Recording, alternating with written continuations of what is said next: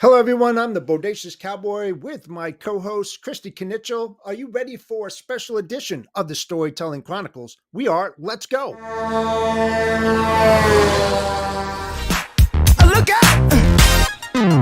Pop, pop, it's showtime. Showtime. Guess who's back again? Oh, they don't know. Oh, they don't know. I bet they know as soon as we walk in. Showed up. I'm wearing Cuban links. Yeah. Designer mix. Yeah. Inglewood's finest shoes. Whoop, whoop. Don't look too hard, might hurt yourself. Known to give the color red the blues.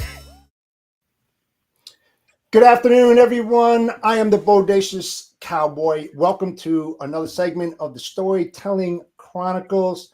Logistics life and lessons learned, empowering women into logistics. My excellent co-host, Christy Knichel, and I have a great guest that we're going to bring on shortly. But first and foremost, we want to thank our sponsors that make this podcast happen. TAFS, Freight Validate, and TIE Software. We thank them so much. So, Christy, I got one of those too. How are you doing? Doing good. It's great to be back live on Monday. Yes, it is. How was your weekend? It was awesome. I was in Cape San Blas for a couple days with a couple other CEOs to get a little bit of relaxed time. Very nice. And I'm very jealous about that. You didn't tell me about that. So, next time, please give me a heads up on that. Yeah, definitely will. Did you have a good time though? Was the weather good? Yeah, it was great. The wind was a little stronger than I think anticipated, but we were able to get out on a boat and saw some dolphins out there, more than I've ever seen. They were playing with the boat, which was cool, going underneath it. And so it was really fun. Definitely interesting. Did you do any snorkeling or anything like that too while you were out there? No, probably would have had time to, but yeah, I didn't even think about it, but maybe next time. So awesome. So why don't you tell everybody about our guest? Yeah, absolutely. So everyone, if you don't already know our special guest, his name is Bill Robinson. He is an experienced logistics manager with a demonstrated history of success working in the transportation, trucking, and railroad industry. Bill is a strong business development professional skilled in negotiation, operations management, sales, warehouse operations, and management in general. So Bill is with the Wellington Group of Companies, and I have known Bill for roughly 17 years. Good friend, and we go really long back, so bring him on out. Let's go. Bill, how are you, sir? I'm good, Cowboy. How about yourself? I am doing great. Thank you for taking the time out of your busy day to join Christy and I. We really appreciate it.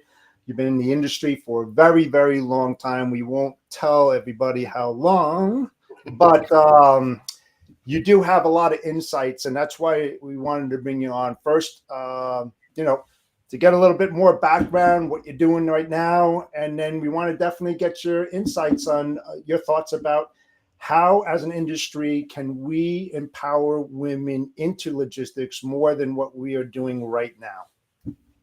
Well, I'm flattered. And of course, my good friend Christy, when she started joining this, I thought was a great mix for the two of you, especially when we're talking about empowering females or empowering women in transportation. I've always maintained, and I know I sometimes may have put it out there a few too many times last year, but I've always maintained and held Christy sort of as a benchmark for most people when they're reaching out or looking for somebody to get that kind of advice from, especially when it's going to be shot back at you straight and everything else like that. I think Christy has still been one of the best people for that and can provide a lot of mentorship along that lines, right? Awesome. Yeah, I appreciate that, Bill. Thank you. So why don't we start off first with you telling us a little bit more about your history and, how long you've been in logistics, how did you get into logistics, and why the heck are you still here? I want to know that. Well, in fairness, I started off in the fuel industry and transportation, and I was selling a commodity and fueling on-site trucks and construction. But really what it did was over that 4-year period, I was exposed to a lot of owners in transportation across Canada. It hadn't branched out to the US at the time, but it has now since then. And it was obviously different finding about the transportation industry, how much involvement it has. Learning obviously or 29 years ago that if you bought it, a truck brought it, and it still hasn't changed. Hmm. So looking at these different businesses I got exposed to, seeing how these individuals actually, some of them may have been generational, but in a lot of cases, they were people that had a passion for understanding and learning supply chains and how to make things work. So that sort of was my first start into it. And then from there, I spent 2 years or almost 2 years working for Claudia at the Link here in Canada, which is the sister company to DAT in the US that Americans know. So working with a load board again, is that me? Think so. Oh, Yeah, you're good now. okay. Yep. Working with the load boards obviously gave me a great exposure again to ownership, not only just in Canada, but in the US. But it gave me a whole different view of how brokers and carriers work together. How the software, especially back then, we didn't have the same challenges we're all dealing with today with double brokering and load theft and cargo theft and everything else was not the same height as it is today, obviously. Correct. So it was great to see how that technology really married the two groups together, which obviously the Carrier Summit, some of the things we're all working on together right now to bring it back to those days where it was fun to move freight and fun to work in partnerships and everything else. Brokers valued carriers, carriers valued brokers, and together we valued shippers because they were the ultimate customer, Right. the ultimate prize or goal. So then what happened was I didn't like basically being in an office every day, and I was playing in a golf tournament. And back then, I used to be able to hit a golf ball a country mile and play pretty well. And I met a man, that owned a company called Kelron. And when I met Keith Matthews on that golf course, he asked me to come by and have a chat with him and his partner at that time, Jeff Bennett. And that's basically in 2008, in the middle of a recession. I walked into Kelron and said, okay, well, let's try this. I've never sold freight before, but it sounds like fun. So that's how I got into it. Sounded like fun back then, huh? And I started in a recession. So when I tell people it was fun, it was, make 100 phone calls and you got two people who said, hey, you don't sound like a complete idiot. So yes, I'll speak to you again. And then if you actually built up freight and did all of those wonderful things and provided value, which is really what I learned quickly in this industry. Kelron taught me how to sell supply chain or transportation management solutions. They showed me technology. They showed me how things could be done at a very early age going on. But the main thing that I found that shippers really needed was to understand value, honesty, and transparency. Boom. Instead of overcoming objections like I'd done in other sales jobs, I found that listening and understanding what the real challenge was at that current time inside of their supply chain allowed me to certainly look at and provide the value as opposed to being tackled by rates. Yeah. I mean, I think that's the tough thing, right? We're all about wanting to sell that value. But then you always have the pricing side that creeps up. And I think we all have customers that are willing to pay more for the service, but then there's a good bit that it's just not going to happen. Unfortunately, they want all of it, but you can't really do all of it. Yeah, something really relative to what Bill just said. Back in the day, and we didn't have all that technology. So when I was presenting at the Broker Carrier Summit a week and a half ago, I asked this question. I said, okay, guys, and there was about 20, 25 in the room. How many of you, please raise your hand, if you didn't have the tools today, could you go back 30 years and still be efficient and productive as you are today without those tools? And there was only one guy that raised his hand and said, I could do it. He's been in the industry for 40 years. That's the key. I think to Bill's point, tools, innovation, all that kind of stuff is fantastic with the technology. The only problem is that it takes away from the creativity of what we used to know and how we built upon that to be just as productive 20, 30 years ago as they are today. And I think that it's a fall safe right now. I don't know. What's your thoughts on that, Bill? I'm just curious. Well, I guess when you look at it, I think technology, and especially with AI coming on as quickly as it is right now, is going to take us to another level. Uh-huh. Spending some time with the bright young people in our industry that are teaching me as much as I may try to coach and mentor them in certain areas, I Absolutely. find I learn from the new and the young people something new every day, Absolutely. which is, by the way, to answer your last question, that's what keeps me here in the industry. Is the reality is it's never the same, guys. You can Never. walk into a customer. I guess my biggest example was, you look at it from a supply chain standpoint. The average person will see Coke and Pepsi the same, the formula is slightly different. Meanwhile, we all know when you walk into their supply chains, you walk in with the preconceived notion that everything is the same between the two companies, and you'll find out just how different they really are. Yep. How they do have different compliance way they move things, how they operate with different trucks and things in that manner. So to me, no two supply chains are exactly alike. The first time I moved on behalf of an asset carrier, asked me to jump in and help out with some Atlanta loads, that was the first time I found out that syrup and pop was hazmat and that had to be handled a certain way and things of that nature.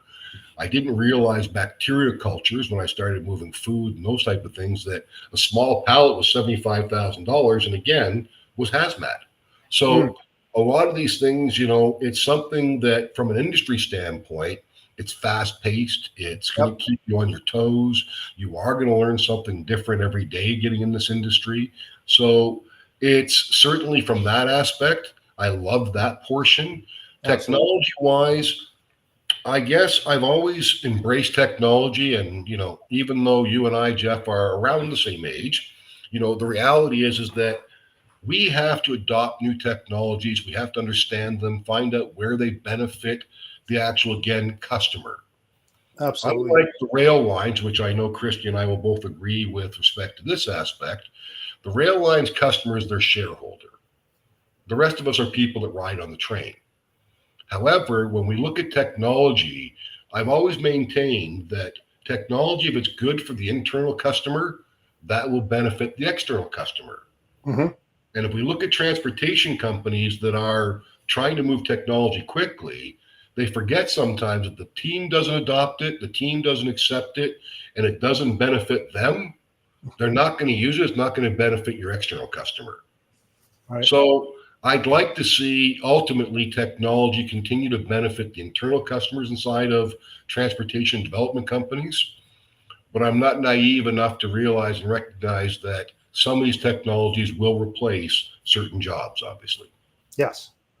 Yeah, and I think it's about creating efficiencies for the people in the job. So as you grow, you don't have to continue to hire people. Now, granted, I love the fact that you can employ people and help them become successful. The unfortunate part is for us business owners too, to make more money, you have to be able to do these things with less people. And that's the only way that it happens, or you keep growing, have more risk, liability, and not enough. Or you're not making enough money. You're making the same at, say, 10 million versus $100 million company. And that's just not a good way for, if you have that much risk and liability out there, you're like, I'm making the same amount of money. Why are we doing this? And we have more problems, at that point. So it's working smarter, not harder, and then being able to do more in less time. Right. Correct. It'd be nice if you could look at it and say, I'd like the ideal world. Mm-hmm. I'd like to be able to take it from an ROI standpoint for the C-suite people and say, here's what we're implementing, which that 100 million, where you did 10 million and you made $1 million. Well, now you're going to do 100 million, you're going to make $25 million because of what we're implementing, what we're doing. But by the same token, we still need these people to do these jobs, and these jobs. Right. But the reality is even if you have an asset company like we do, combined with a brokerage company, warehouse company, ultimately jobs are, affected by technology. But without technology, to Christy's point, you're going to end up spending all this money on labor. You're going to be left behind by the people that are much smaller in size because they can scale much quicker with technology than you can with just people. Correct. Yep. But as far as the creativity goes, because I've recognized, I just did one. I did a couple today only because a friend of mine was on there, but there's that LinkedIn stuff where they asked me to be, like 1% of the top people on LinkedIn. So it's flattering. So they get you to keep putting stuff in there. And then, of course, as I'm reading it, I'm going, all I'm doing is actually creating and giving all the information to the AI bots in advance. So essentially, I'm taking now 40 years of creativity and or street smarts, business smarts, and I'm giving it to AI for free. Yeah. Well, for all the people that think you're flattered by doing all of that, go back and read some of mine where I put on there that, you have no business asking this question. No, you said that. Yeah, you know me well enough now, and both of you know me long enough that, I'm not likely going to pull very much, especially if it's an AI computer trying to cheat. Yeah. Well, I will say AI has helped me write some better content because I'm not the best at writing it. But speaking of your history and your expertise, let's go into our first question. So why do you feel the logistics industry is a good industry for women? Well, I guess when you look at it, when I first started in this industry, there weren't many Christy Nichols. Correct. When I look at it now and I see the amount of CEOs that are in not only technology companies, food companies, seeing the difference in the way they have moved up through the ranks. These individuals now have the ability to take that torch to another level to coach, mentor, and help empower the women coming after them. As far as why I think our industry, I think it's never been a better time for women to start getting into the industry because there is a higher level of respect right now. Mm-hmm. Well, I try to look at things and say things the right way, and sometimes growing up, I'm not always the most politically correct. I got that. But I always try to look at it and I say, when I did that one post or comment on yourself, I'm not putting that out there based on your sexuality or your gender. I'm putting that out there based on knowing you, knowing the accomplishments and dealing with you. And, I'll put you toe to toe with most IMCs in this business, if not all, and say, you're going to come out on top, Christy, or you're going to be at the very least level with them. One thing you may have more so than a lot of these other rail leaders or IMC leaders is you have more empathy. Women by nature have more empathy and are more nurturers. Yeah.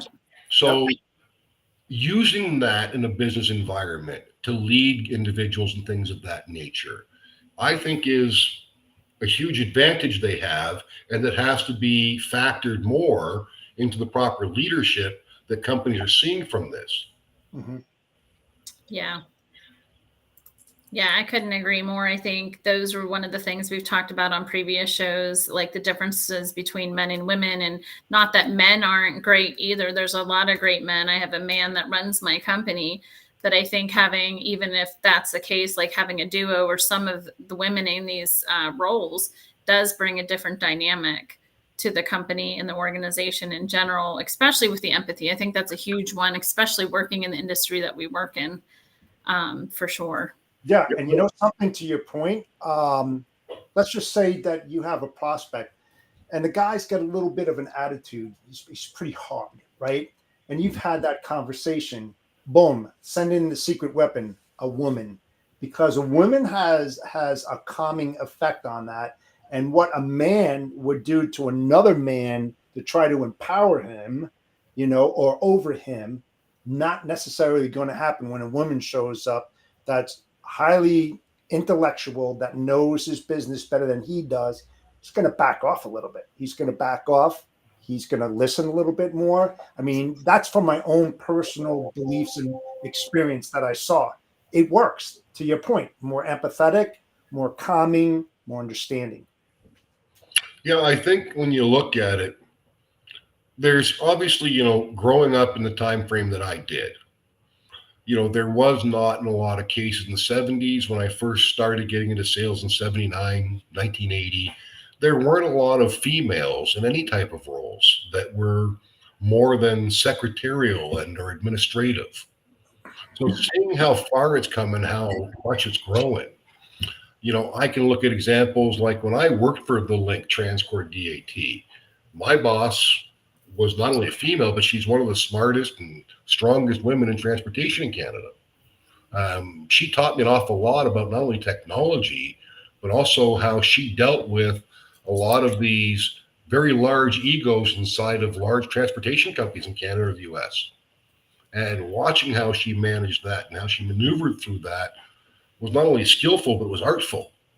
So seeing the other women that have come up through that company underneath her and that work with her now at this point as a mentor and things of that nature, they're all going to come out very strong. She's not going to train anybody to be weak in any way, censorship or sense of the word. When you look at our group, so we have succession planning and mentoring and things like that that go through all the divisions of our company. But, Julie Lunshoff, when you look at it, that is heading up that role, that's the director of people development and everything else, she cares about all of us, wants to know, what do we want to learn? What skill set do the people want to improve? Where do they feel like they are lacking or what they need to make that next evolution inside of our own company? So, would I be the person who put in that role? Hell no. But Julie has that empathy, has those ears, and generally cares about the people that work for us, that wants to help, again, continue to move them through our organization. And if it doesn't work here, guess what? They're going to be promoted and work somewhere else, because Wellington has that brand now that if we can't grow or bring somebody forward, we know they will be taken by somebody else at this point, because they're extremely good people. Yeah, and I was going to ask you, like, you hit two questions kind of in regards to what you were just talking about, like just your tenure being in the industry and how you've seen it evolve. And I agree with you. It's definitely come a long way from where it was. There definitely needs to be more in leadership management type roles, but you see so many more women than when I started, obviously. And then obviously at the Wellington group, you talked a little bit about, what you're doing there. And that's awesome to hear that the company is doing that. I always see, Wellington put out posts about their people that they're bringing on, and there seems to be a good bit of women. My question for you is, you're a Canadian company.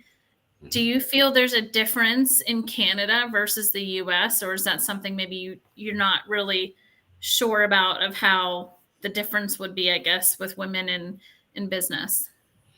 I'd like to say that there is no difference. But I think that a lot of people may argue with me right now and say that the US is still more male dominated than we may be here in Canada. Yeah, no, so that's what I was curious, because actually I don't know the statistics, but the fact that they are a Canadian company, I was just curious, because I know a lot of things are different up there, just in regards to transportation, right? Like when we used to book freight, for example, we had an agent in Canada that had to talk to the Canadian drivers because they didn't want to talk to people in the US. That's changed, obviously, over the years, but I'm just thinking, those things in general. So I wonder how it is with women, if it's any different or better or worse. So no, and I think you have, when you look at it, there's certain new Canadians and certain cultural people that may have more challenges reporting and or replying to women of position of power. I believe that will change with time as well. But you can't take somebody who's come from a culture of 20 years operating a certain way and expect that tomorrow, because you dropped them in Canada and Ontario or Florida in the United States, that they're going to change instantly that way, right? Right. I don't think that's going to be the case, frankly. Right. So I guess, one of the things I try to do, especially when any person reaches out to me, especially in the case of women, I try to ignore the fact when they're DMing me or asking me for a private call, that when we're talking about the industry and things of that nature, I try to ignore the fact that they're actually women. Yeah. Well, it's interesting. I figure it's a different approach, but by the same token, if I start off by acknowledging or saying, okay, they're a woman, or they do this or they do that, then I'm essentially, basically, I think, pandering to it more than I am supporting the fact that they're very good at what they do. They're very knowledgeable. They're very smart. Right. And the reason I was going to say, like, you saying that in general is interesting, because one of the things we also talk about is we're talking about how do men lift women up? How do men help? Right. But in the same token, I think sometimes men are also nervous or maybe afraid of, how do I talk to certain women? Some women are going to take things differently. I mean, I heard a story this past week that I was kind of just blown away that like, wow, like this is not an issue that this woman should have had with this group of people. And it was literally like a group of guys celebrating and buying her a shot with the whole team. And she thought that was inappropriate and literally went to management about it. And I'm just like, really? So like, again, it's like we're trying to come together, but then you always have those outliers that, have a problem with something that I think the general public would be like, really? Is that really an issue? So I think it's tough for men too, when they're put, like, it's almost like you have to think about how you're going to say things or how it comes out as well, because you don't know how the woman's going to react. Well, That's why they need training. The HRBPs of these companies, they have to figure out and put work instructions and policies in there, especially if it's a male dominated business, and all of a sudden you got a female that's walking through those doors. And we talked about this before, Christy. It's like, how do I know that this is a safe environment and it's the culture that I want to work in? I think that's very pressing. We talked about women's safe rooms, and then I brought up the idea of, hey, maybe they need a male safe room, but you wouldn't have to get that if they had the policies, because you didn't have to worry about that. Men would know how to treat women. Women would know how to treat men, and everybody should get together and work well, right? Yeah. And what's your take on that, Bill? Because I was just going to say too, real quick, like, again, it's still, regardless, I think you're going to have those women and or men that are going to think something's appropriate and someone else is going to think it's not. I guess, my comment would be this. If including women into an environment that's after hours or something is going to create a comment like that, well, I'm sorry to hear that. But I don't think we should change because of one individual, or, as they always say, 3% of the people can give a culture, a religion, an industry a bad name. So Am I going to build a policy or how I operate based on 3% of the people? No way in hell am I going to do that. So my answer to all of it is, for men and women, especially in transportation right now, that are all looking to grow, treat each other professionally, treat each other honestly and transparently. I'm not, Christy, you and I over 17 years have had some unbelievable successes together, and we've also butted heads together. Yeah. I don't, when I get on a conversation with you privately and we start to butt heads, I don't look at it and say, oh, well, I have to take a different approach because I'm talking to Christy. Right. Sometimes you do. No, just kidding. I don't. In fairness, in the one case, as I started to go through it and Christy was talking about something, I kind of felt like, I might be wrong here. And is Christy about to, rip off my head and, what down my neck? So at that point, again, I'm looking at it from a professional standpoint. I'm looking at it from the standpoint of making sure that I don't say something that would be, completely out of character or wrong. And like, well, how would you know? Or how could you know this? You're 20 years younger than I am. All of those things are very derogatory, very unprofessional, and unbecoming of people in our industry that would ever speak in that manner. Right. Yeah. And now I will say, like, I wouldn't want you to talk different to me than you would anybody else. It's a business situation, and we got to get through what the issue is. And at the end of the day, that's just how it goes. So treat everybody as an equal. I'm hoping with what you guys are doing, and I have watched a couple of them, that some of the ladies you've had on, some of the leaders as well, and yourself, I'm hoping that more people, when they get this, they realize that sometimes being a little bit tenacious in your role is required. Mm-hmm. It's no different. And again, it's not gender related. Right. It's related to the actual role. You have an ROI and a P&L to protect. Yeah. So I don't care who runs your company at the end of the day. I know one thing. If a line's not adding up, between you and JR and everybody else, you can be looking at it and holding somebody's feet to the fire. Jeff, it won't matter if Jeff had his daughter doing it. He'd be, Bree, get in here. What is this thing? Why does this not happen? Why is this line not? So again, I think if we look at it more from the standpoint of you're speaking to another professional, you're speaking to another position in our industry, you're not speaking to another gender, I think will help bring us a long way with respect to this. And then by the same token, we can't have people playing the card that says, oh, I went out and they made me feel uncomfortable because they ordered me a drink. Yeah, no, I agree with you 100%. Like I Crazy. literally dropped my jaw, but well, I guess with that, let's go to commercial break and then we'll come back and finish the conversation. So we're gonna talk a little bit about Tide TMS software. Go ahead, Christy.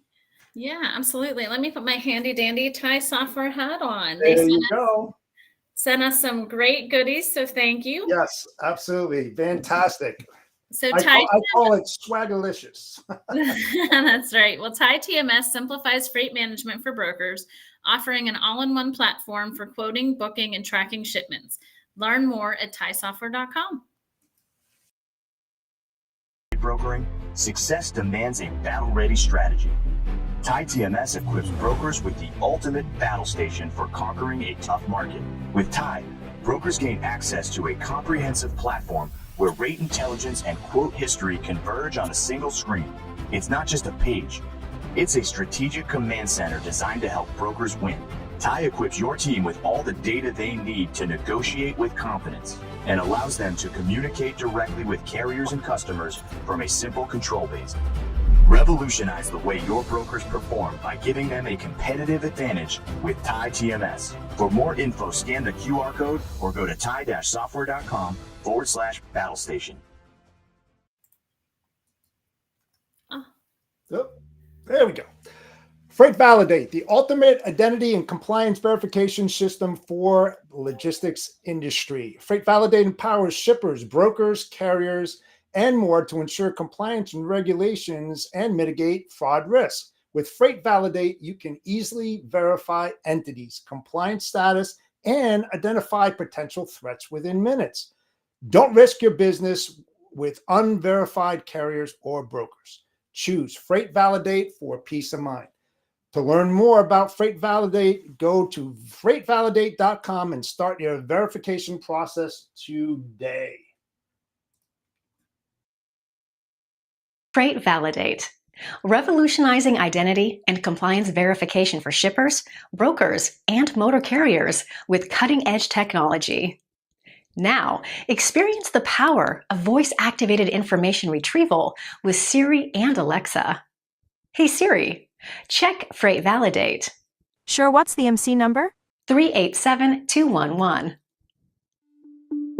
The company Direct Expedite LLC is a broker and is freight validated. Company ownership has completed facial recognition verification. Basic company identity verification, risk assessment, and compliance info has been verified by freightvalidate.com. Please follow company protocols for additional safety and compliance vetting.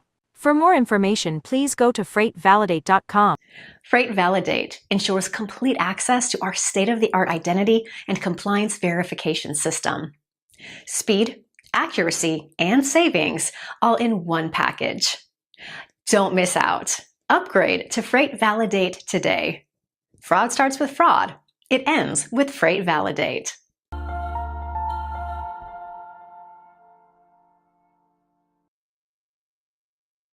Last but not least, we are also sponsored by TAFS, your trusted partner in transportation factoring solutions, specializing in purchasing accounts receivables from small and medium-sized transportation companies.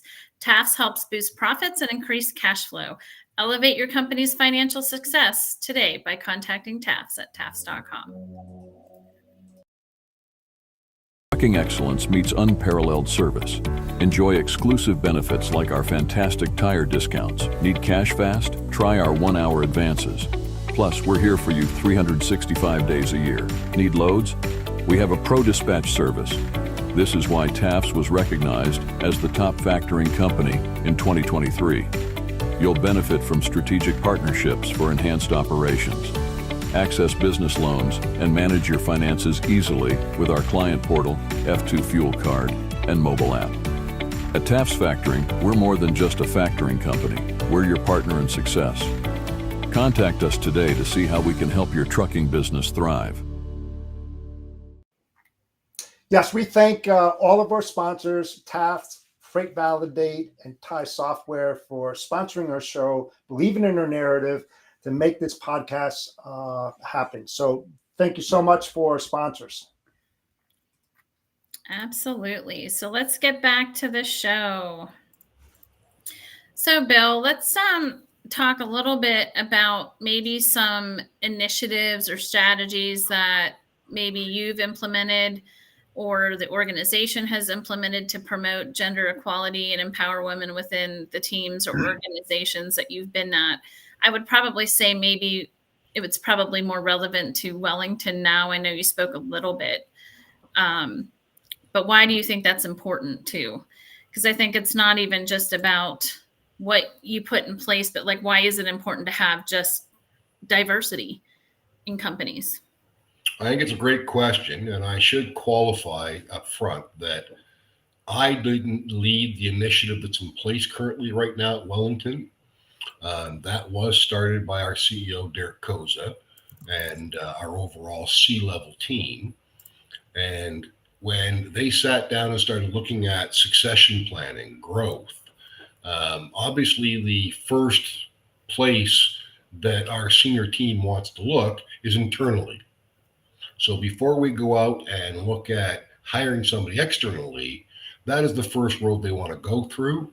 And at the same time, if you have individuals expressing where they would like to go with their career growth, which is part of that parcel done with Julie and Derek through succession planning and meetings.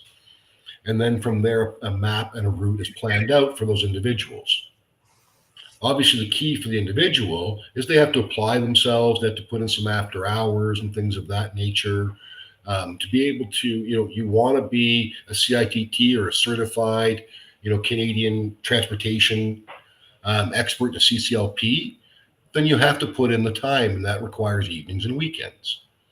If you want to actually improve your role and move up into a management role and things of that nature, that may require additional courses and things like that, which requires your time.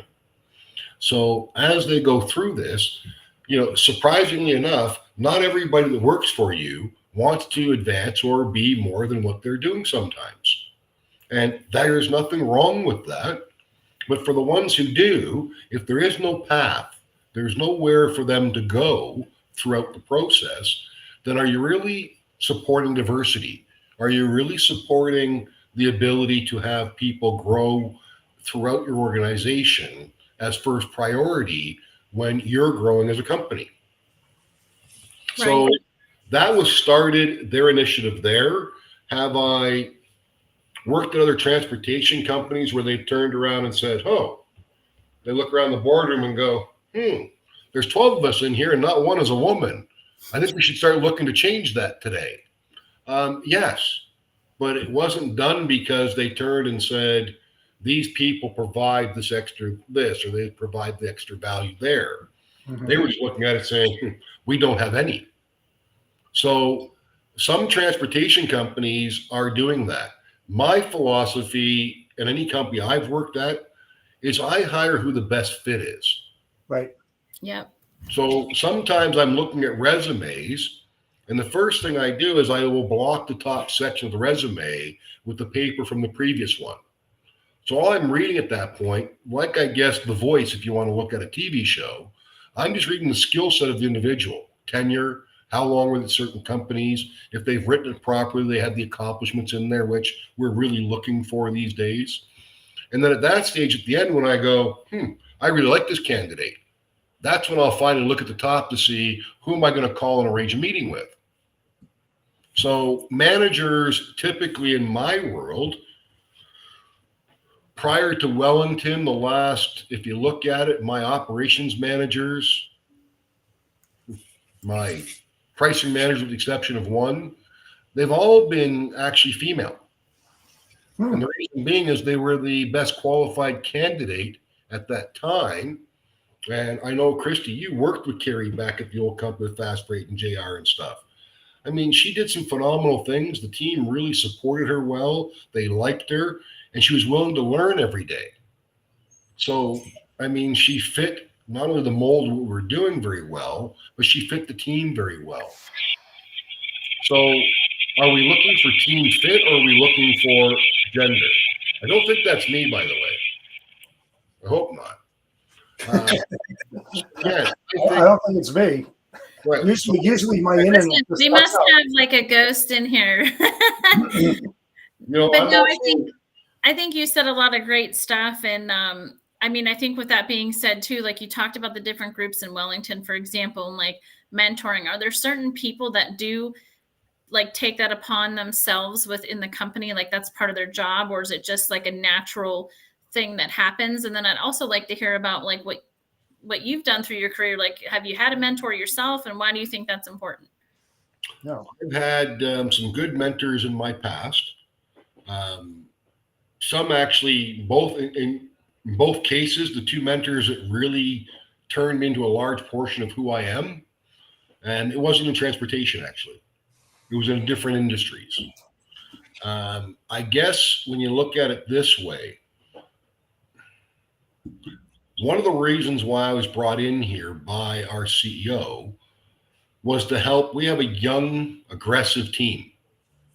And one of the things that he wanted me to work with was to help coach and mentor these individuals. And then when I came into the company over 2 years ago now, I found that, Alicia and Kristen and, Rachel McMunn, getting all of these individuals, they were actually coming in my office on their own time, asking me to go through things, spend time with them, help explain or look at certain things the way they were looking at it and how did I see it, how to remove the personal aspect away from it. Because the reality is, at the end of every business decision, if you remove the personal aspects of it, you're left with a business decision.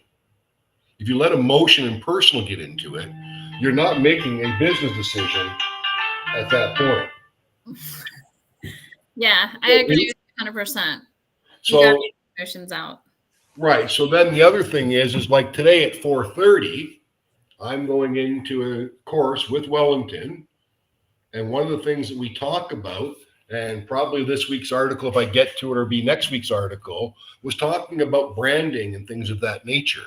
Yes, some of the best branding, when you look at it, Wellington is getting to a point now where it's becoming a brand. It's bigger than just one person. It's bigger than the group. So now, how do we now, when you look at this, instead of playing what we normally do, because we're a very competitive group, don't make any mistakes about that. When we go outside to play golf, you go outside to do axe throwing. You go outside to throw, what do you call that? Knives. We do that in my backyard. Just lawn darts. So we haven't gotten quite there, but traditionally looking at it, I'm not sure that we can hand everybody in here a knife, Christy. This went off the rails. Sorry, but we do this to each other from time to time, Jeff, as I said. No, I guess when you look at it, we grew up as sports people playing finite games. Now what we're being taught is how to play an infinite game, because obviously in business, we want the brand to continue on. We want to be, ultimately, if we could, people don't say, pass me a tissue. Right. They say, pass me a Kleenex. Pass me a knife. Hey, I'm going to Christie's. Yeah. Have you got one of those Bowie knives? Because I'm going to Christie's apparently to play knives on the weekend. Yeah, that's it. Hey, so if anybody wants to get hired by Knitchley, you're welcome. Yeah, Tissues, knives, lawn darts. We have a tree here in my yard. Christy, me and my right husband. now, I think there's a lot of people from the 70s and 80s being very nice, not coming in and pulling the hot knives comments on you. But the reality is, I can't read any of these things anyways if they were doing it. So, feel free, guys, go nuts. I can see pictures. Like I can see Steve and I can see Potato have made comments there, but I can't read them. So in any event, so when you look at it, getting back to it, yeah, I don't think we should look at everything based on saying it's gender. Yeah. Yes. So if I have an account manager out there, one's male, one's female, they make the same base salary. If one works harder and makes more commission or incentive program, and that's male or female, that's because they worked harder to do it. So again, we're a different group that way. And I do think that right now, what we need for all people that are coming into our industry are the right kind of mentors and coaches. The coaches starting off by training them in this industry. Don't just hand them a training syllabus. After you go through a training, continue to support them. Continue to be there and understand that this industry evolves and changes every day, so they need to learn every day. They need a mentor for that, a coach. When we look at females, does it have to be a female mentor or coach to coach a female? Does it have to be a male to coach a male? I don't think it does. And honestly, with what you're saying too, like, again, I think it's having that balance of the right people and utilizing both, because I have women and men mentors. It's important to have both. And I think what we are trying to talk about too is just having a good mix in general within the companies and it being equal. Correct. I think another key aspect is cross training. Where a female can work with the male to learn his job and vice versa, because it takes a collaborative effort in order to work well together by doing that. I'm a firm believer that in any organization, especially if it's big, that you never know when someone's going to go on vacation or take an IPO or whatever it might be. It's very important that each learns others, responsibilities, because you never know. And it does bring the team closer together. The other thing too is that it's very important for a leader to be in the trenches all day long and not be buried in her or his office, because they have to have that listening skill to listen to, especially a big brokerage or any big operation, what's being said, what's being heard, how can you correct it before it catches fire? And what happens? It just spreads like wild. So it's very, very important for that. But hey, Bill, I've got a question that's definitely not part of our questions, but very relative. We've been in the business for a very, very long time, 40 years. We've seen a lot of things. We've worked with a lot of women out there. We've watched the evolution of the industry, the technology, and especially women in the workforce. And even today, and I looked at data, women who don't own a business but are working for logistics, or let's just say across the industry, they're still making 84 cents on the dollar. So there's still a gap between what a male makes and a female makes. What do you think as an industry as a whole, whether it's in Canada or US, can be done to close that gap to help women to level up and be paid equally as a male?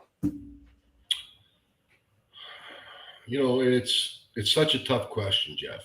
It is. It's when you think about it, a question that's been asked since the 90s. Yes. And, we're sitting here now in 2024, and in a lot of cases, it's still not a level playing field. And, we're past the days. It's like, okay, I know the unions didn't like it when I wrote the article, but I'm going to use this as an example. When unions were started, it was to protect the average man, get him a fair wage, and make sure that businesses couldn't abuse them. Well, it's no different now when we start to look at what's going on with women. Did we put certain things in place and everything else now that have not had any real effect, not made any changes, and the mentality is still that there's a man that's going to earn money with that woman, that the equality of the salary, the man should still earn more? I think some of that still prevails from the 60s, 70s, and 80s, frankly. Yeah. And the reality is that maybe I'm one of the few old traditional guys that my wife doesn't work. But when all is said and done, there's not many households right now that don't have the dual income, that both aren't working, that both are partners now in raising kids, taking them to school, financially sharing. So, should it be something that gets addressed and says, well, if a man is doing the same job as a woman and as account manager, should their salaries be different? No. No. Yeah, I'm kind of baffled by this one, to be quite honest, because again, in my company, and I never thought of it from a gender perspective. I Right. don't think ever, even though I'm a woman-owned company. I think it was, I mean, the interesting thing though is my dad, when I worked for him, we had brought in a COO prior to John. My dad paid him a lot more than he paid me, and I was above him, which was interesting. And my dad's decision in that was I didn't have the college background and the years in the industry like this gentleman had.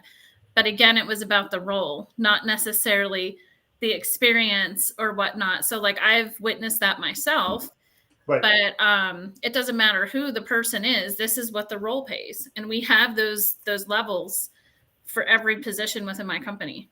And you know what? You got the double whammy, Christy. Because he's looking at it saying, part of it is, the female aspect potentially, but the other aspect, it's family, it's my daughter. I can probably keep her down under this wage based Right. on education and all the experience and everything else, while I pay this other guy to manage the money, potentially more revenue. So, you have a double whammy, and I know working for a family company, apparently, now, of course, I'm dating myself like Jeff does, but, when I first started working in business as a property manager for my family company, they paid me a salary of 19 grand. I made 18. That's what my dad hired me in at, was 18,000 a year. So you can relate. So when Royal LePage Capital Property Services had a recruiter call me, like, I think it was 18 months later, and they offered me $39,000. I said, what day would you like me to start? Right. I said, Right. I'll start Saturday. I said, I know I work for my family company, but I'll start Saturday for double the money tomorrow. No question. Then they told me I get benefits, a car allowance, and vacation. I was like, okay, you already had me at, like 39,000, but yeah, I'm prepared to sign. What day? So it is, Jeff, when you look at it, it's tough because I think that, the equality, especially in most positions, should exist. Now, if I'm the CEO of CN and I'm a female CEO of Kodak, should I get paid the same money? No chance in Hades. Right. CN is going to generate billions of dollars every quarter, and she sits on top of one of the biggest networks in Canada. So she should be paid accordingly for, never mind the role she's performing, the stress and everything else, and the board she has to report to. So I think that, if you're talking about inside the same company, the equality should exist at this point. The reality is, something to that though, Bill? Right. This is what bothers me more than anything else. The single moms out there that are trying to take care of their family that don't have a male present or his income. And now you look at, 84 cents on the dollar. The economy is not going to adjust for her because she's making 84 cents on the dollar compared to a male. So it's really terrible when you look at that, because she still has to buy the diapers. She still has to take care of, getting clothes, feeding the family, all this kind of stuff. Yet she's 16 cents less than what a male. And when you look at the pay structure and how that affects, it's just wrong when you look at that. And nobody out there, I'll repeat, nobody out there looks at that at all. Because she's a single mom, you know what, we'll give her a little bit more money. No, I know we're talking in somewhat of a speculative, because we don't have anything quantitative right now. We don't certainly have something that says, here's the numbers. It would be interesting, because I know there's always the naysayers, the negative people out there. They're going to say, well, I'm a single mom, single father parent. Right. I'm in that same position. Right. But if you're already getting 16 cents more on the dollar every time you get paid, then your argument's pretty weak. But it would be interesting to see, is that really the case? Are we in a position where some companies, like some people I know very well, they have soft spots, and in certain cases, single moms are given sometimes more latitude and everything else in a company than a male who's married is, or even a female who is married is. Right. Some companies do have softer spots that way. Yeah. And I'm fortunate that I sit in a company that even though, like, I teased one of our individuals, had been here for several years, was given an opportunity to improve himself, his position in life and everything else. So he took it. So I teased him last week on Wednesday when he was getting ready to leave and I wasn't going to be here Thursday, Friday. And I kept reminding that individual, that we're like a family. And I looked at him, I said, have you quit your family? And he started smiling at me. He goes, well, no, I don't quit family. I said, but you're quitting us. It's like quitting a family. You don't quit family. So as much as it goes down, you're going to lose good people. Yeah. At the end of the day, if he or she can improve their skill set and move to another company that is going to end up making them better long term as an individual, financially, provider, all those things, well, you can't stop them from doing that either. Yeah, and I think that's the point here is too, like if you know that that's an issue within the company and maybe you're not being paid as much, maybe you're getting the flexibility. Because again, like we even look at our maternity policy as being very similar to dads, even like giving the dads maternity. Like at the end of the day, most companies don't think about that. So right. I think too, people now have other options. And then just my advice would be then talking to other companies to see what the other options are that might be a better fit if you're not getting what you need out of that company. Correct. And I think, because, remember, we do have a lot of differences legally and stuff like that. You guys have differences in states, work the rule states, non-work the rule. But, here in Canada, they have, like paternity leave. Male or female can use it, Christy. Yeah. By law. So, with our government, certain things, the way they work, they're in a position where, the men get to take paternity now, same as women do. Yeah. So that's a given. So to me, again, like if we're going to give equality to men with paternity leave, we can't give equality to women doing the same job from a pay standpoint to Jeff's point. I think there's more that we can do and that more that employers can do to improve the position of all their employees. And of course, male or female, remember, when you look at the best comment, train your people so they can leave. And then train people so they won't leave. I think he's got some of the greatest comments out there. But in our company, our driver turnover, like Mike Zellick, we were on a show with CBC Radio last week talking about some of the challenges with drivers and what's happening on the roads right now in driver schools. Now, Mike's more of the expert, obviously, VPHR, and he's been recruiter of the year and everything else. He does ride-alongs and all those wonderful things, okay? But when you look at it, we don't, like our male and female drivers and all of that kind of stuff, they're not treated any differently, and our turnover is less than 3%. There's a reason why the last 5 years we've finished in the top 5 or top 3 best companies to drive for, as voted by our drivers. When people say, well, you've got trucking pros in the States, it's part of the asset division is part of our group. Right. And Tracy is like, Jason's right arm.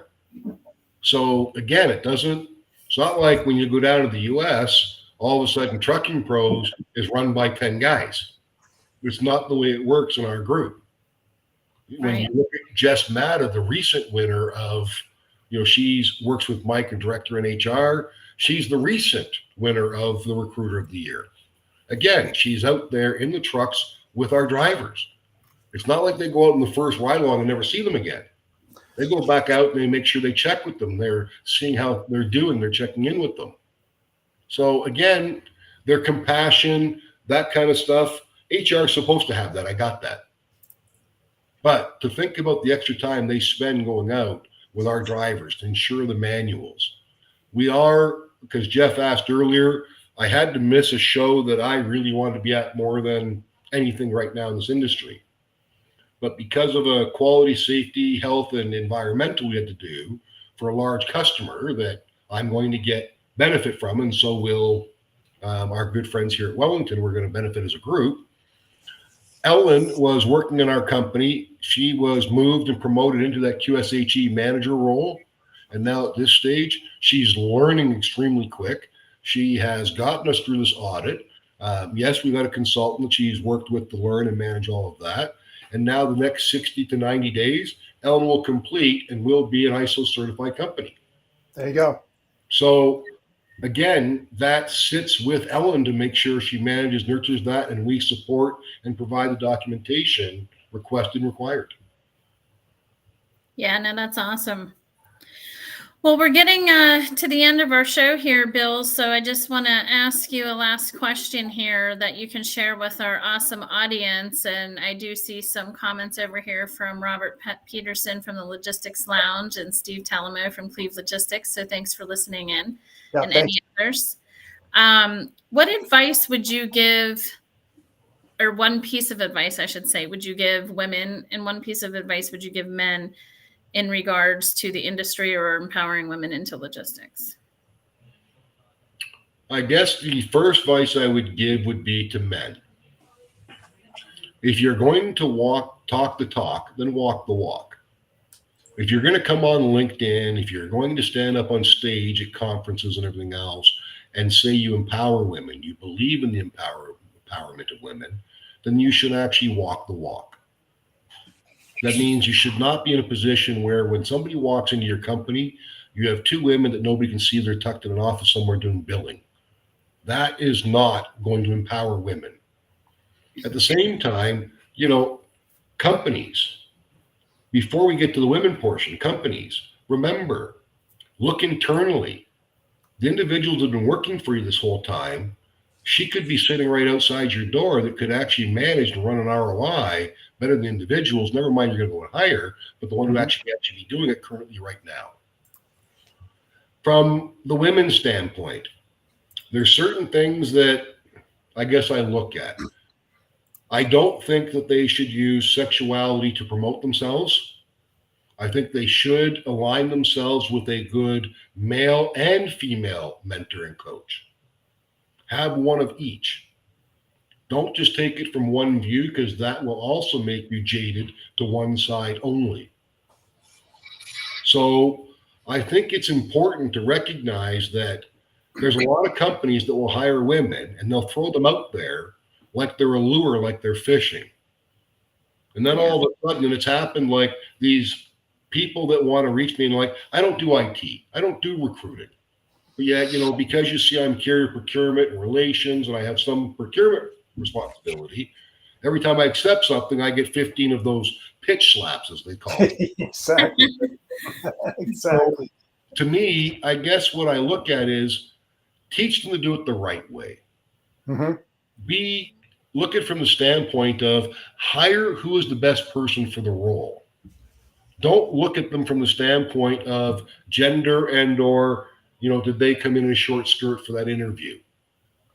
Those are not going to actually make you long-term successful. So my thing is, I guess, is always be working on your education, male or female. Always work to learn something new every day. This industry can teach you something new every day. Indeed. I've got guys like Matthew Zed who teach me about AI, and he did my little truck for me last Christmas. I've got guys like, I did a thing on one of Potato's posts and watched this thing turn into a meme in less time than 5 seconds. And watching Robert do that, where it was like an Elmer Fudd and all, I was just joking on one of his things saying, I'm hunting freight. Next thing you know, it became a meme with, I'm hunting weight.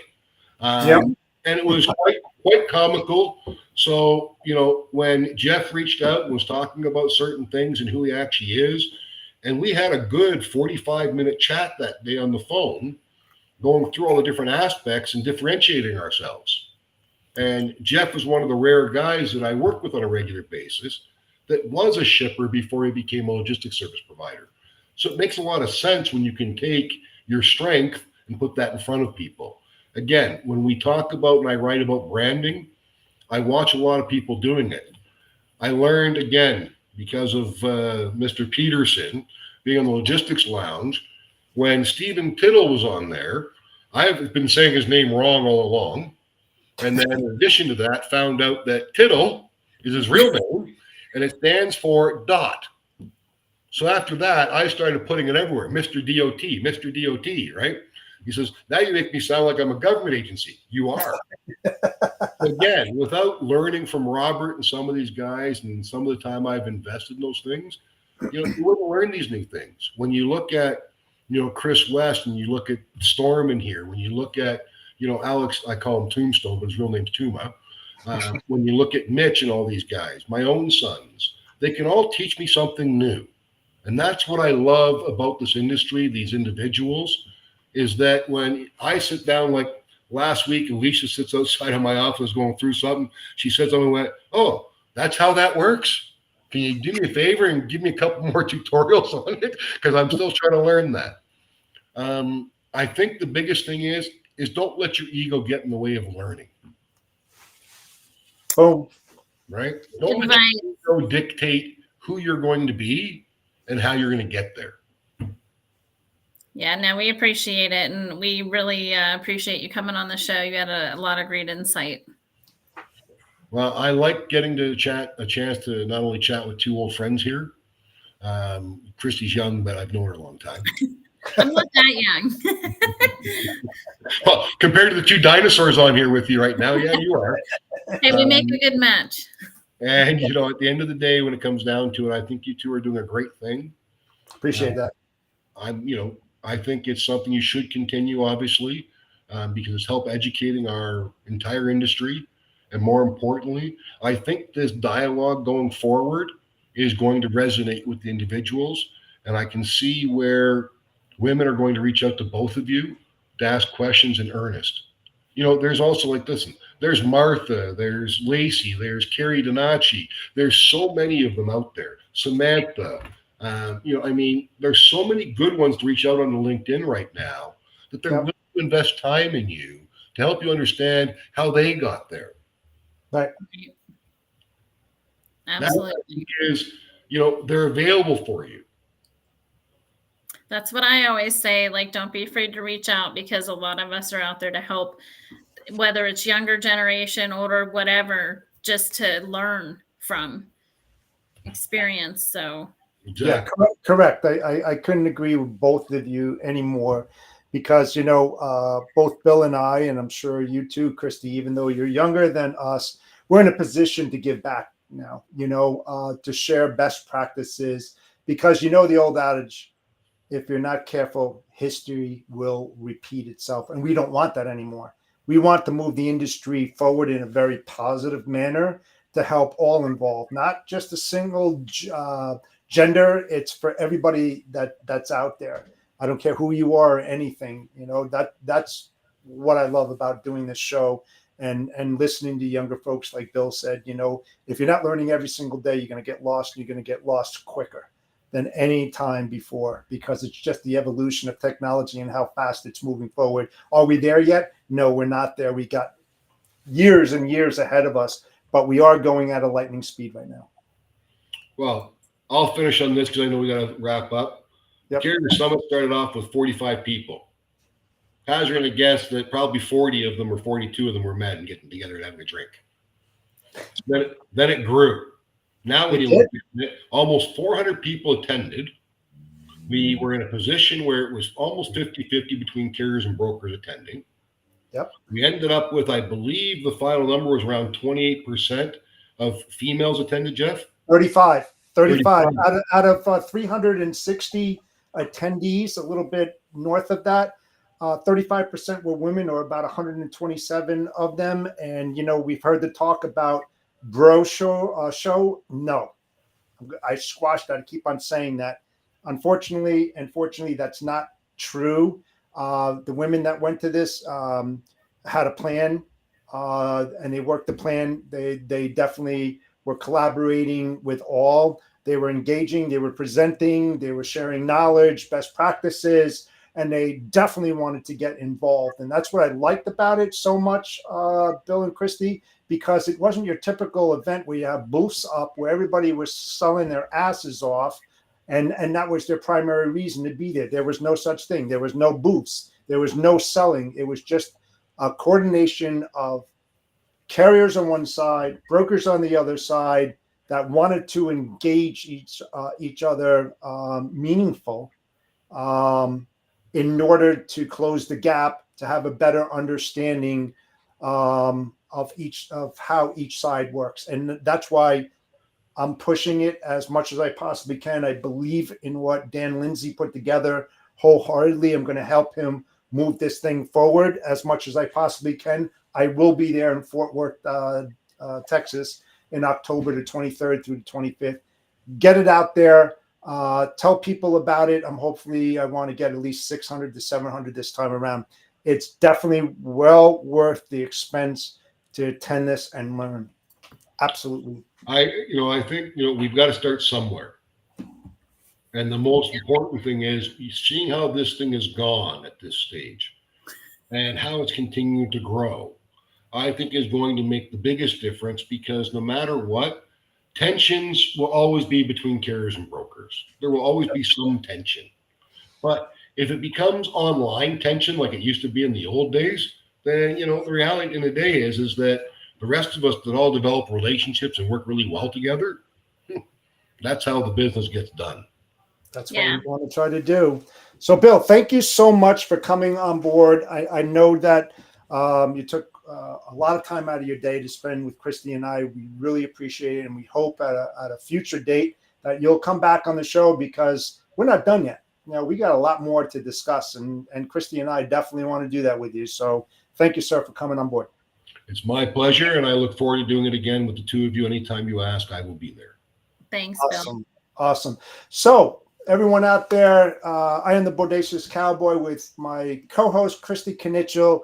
We look forward to seeing you next Monday at 2:30 p.m. Eastern Standard Time. With that said, Bodacious Cowboy out. Enjoy the rest of your week, and we'll see you soon. Thanks.